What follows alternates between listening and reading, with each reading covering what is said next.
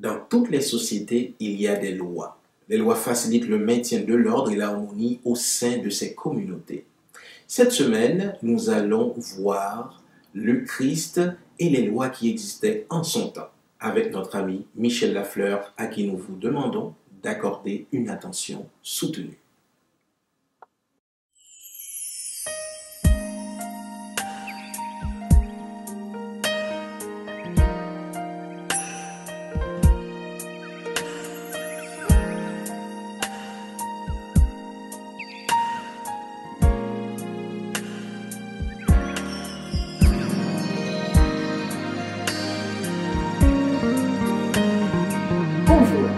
Je m'appelle Michel Lafleur et je suis heureuse d'étudier la leçon de la semaine avec vous qui a pour titre « Les lois au temps du Christ ». Le verset sur lequel nous mettrons de l'accent se trouve dans Romains 2, verset 14. « Quand des non-juifs qui n'ont pas la loi font naturellement ce qui prescrit la loi, ceux-là qui n'ont pas la loi sont une loi pour eux-mêmes. » Cette semaine, nous étudions le Christ dans son contexte historique ainsi que sa relation avec la loi. S'il y a une chose que nous devrions considérer, c'est sa naissance. Joseph et Marie avaient été appelés à se déplacer de leur ville pour se rendre à Bethléem. Pourquoi? À cause d'une loi. Et oui, César Auguste avait demandé un recensement du peuple. Et nous voyons l'obéissance de Marie et de Joseph à cette loi. La leçon nous fait comprendre que Marie et Joseph auraient pu essayer de justifier leur désobéissance en ne se rendant pas à Bethléem. Mais comprenons que leur obéissance nous sert de modèle et d'exemple aujourd'hui. Car malgré le fait qu'ils étaient juifs, ils devaient obéir aux lois qui régissaient le pays. Dans un deuxième temps, nous voyons la loi mosaïque. La loi mosaïque est divisée en deux.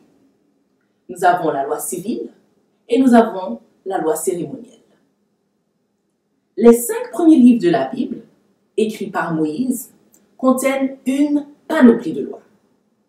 Nous voyons des lois sur le mariage, sur le divorce, sur les cérémonies de sacrifice, sur les cérémonies d'action de grâce, et j'en passe. Ces lois sont intéressantes à étudier, car nous savons qu'aujourd'hui, il y a bon nombre d'entre elles que nous n'observons plus. Tout au long de la Bible, nous sommes appelés à être des enfants obéissants. À l'époque de Jésus, les sacrificateurs, les rabbins, les pharisiens mettaient beaucoup d'emphase sur la loi mosaïque. Étant donné que les Romains avaient une grande emprise sur la loi et sur son observation, on pourrait se dire qu'ils se chargeaient de toute situation, mais tel n'est pas le cas.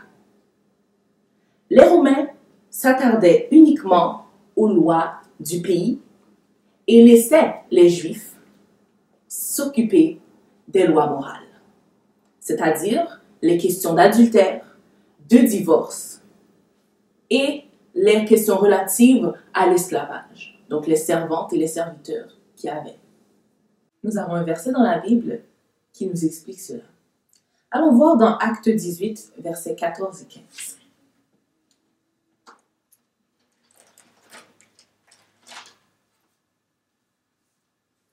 Paul ouvrit la bouche lorsque Galion dit aux Juifs: « S'il s'agissait de quelque injustice ou de quelque méchante action, je vous écouterais comme de raison aux Juifs. Mais il s'agit de discussions sur une parole, sur des noms et sur votre loi. Cela vous regarde, je ne veux pas être juge de ces choses. » Alors, à l'époque de Jésus, tout ce qui était relatif aux coutumes, aux traditions et à la religion devait être géré par les Juifs. Ce qui nous amène à considérer non seulement les lois cérémonielles, mais aussi les lois rabbiniques. L'importance des lois cérémonielles nous font comprendre l'amour de Jésus envers nous. Nous voyons bien que les sacrifices, les offrandes, les actions de grâce, toutes ces choses étaient des ombres, des reflets de ce que le Christ voulait accomplir lorsqu'il est mort sur la croix. Le plan du salut est reflété dans les lois cérémonielles. Car à la mort de Jésus, l'observation de ces lois n'était plus prescrite. Jésus lui-même était l'agneau qui a été immolé et qui, par son sacrifice, nous permet de demander directement à Dieu pardon. Quant aux lois rabbiniques, il y a quelques faits importants que nous devons souligner, notamment le rôle du Sanhédrin. Qu'est-ce que le Sanhédrin? Le Sanhédrin est un conseil législatif formé de 71 hommes qui sont là pour renforcer et s'assurer que les lois sont respectées. Allons voir dans la Bible comment ça se passait. Je vous invite à tourner les pages de votre Bible dans Deutéronome 17, versets 2 à 6.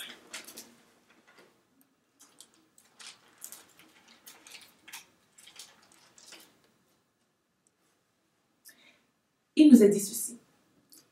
Il se trouvera peut-être au milieu de toi, dans l'une des villes que l'Éternel ton Dieu te donne, un homme ou une femme faisant ce qui est mal aux yeux de l'Éternel ton Dieu et transgressant son alliance, allant après d'autres dieux pour les servir et se prosterner devant eux, après le soleil, la lune ou toute l'armée des cieux. Ce n'est point là ce que j'ai commandé. Dès que tu en auras connaissance, dès que tu l'auras appris, tu feras avec soin des recherches. La chose est-elle vraie? Le fait est-il établi? Cette abomination a-t-elle été commise en Israël? Alors tu feras venir à tes portes l'homme ou la femme qui sera coupable de cette mauvaise action, et tu lapideras ou puniras de mort cet homme ou cette femme. Pour poursuivre notre exploration, comprenons que le rôle du Sanhédrin était important, non seulement pour l'observation de ces lois, mais pour la justice. Car lorsque quelque chose se passait, il fallait vérifier dans quelle mesure que c'était vrai.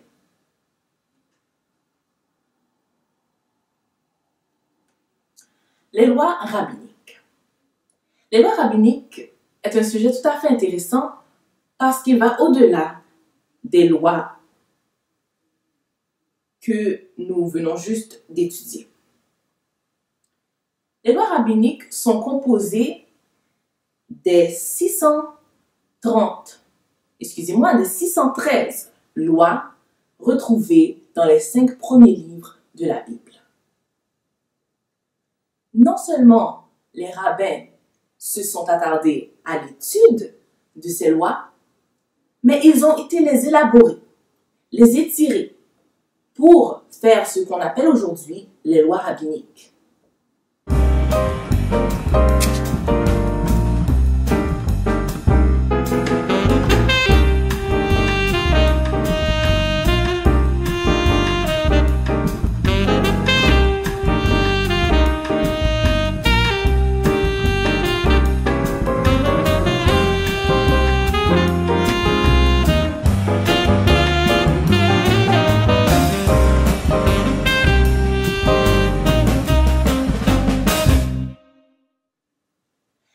Jésus a été accusé selon les lois rabbiniques. Si nous nous souvenons bien, à plusieurs reprises, lorsqu'il guérissait les gens, un pharisien ou un sanhédrin se présentait devant lui pour lui dire que ce qu'il faisait n'était pas bien. Aujourd'hui, lorsque nous étudions la Bible, nous nous questionnons sur les raisonnements des pharisiens.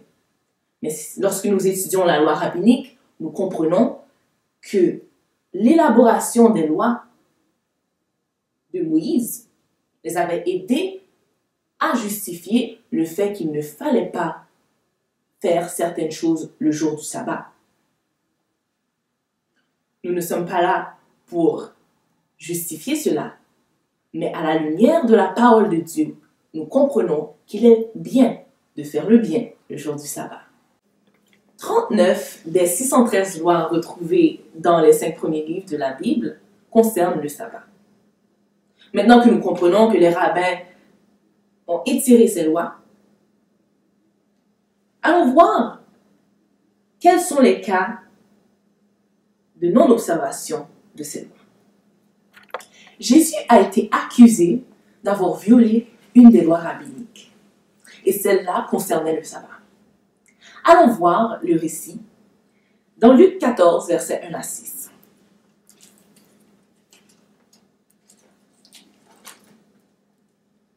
Jésus étant entré un jour de sabbat dans la maison de l'un des chefs des pharisiens pour prendre un repas, les pharisiens l'observaient.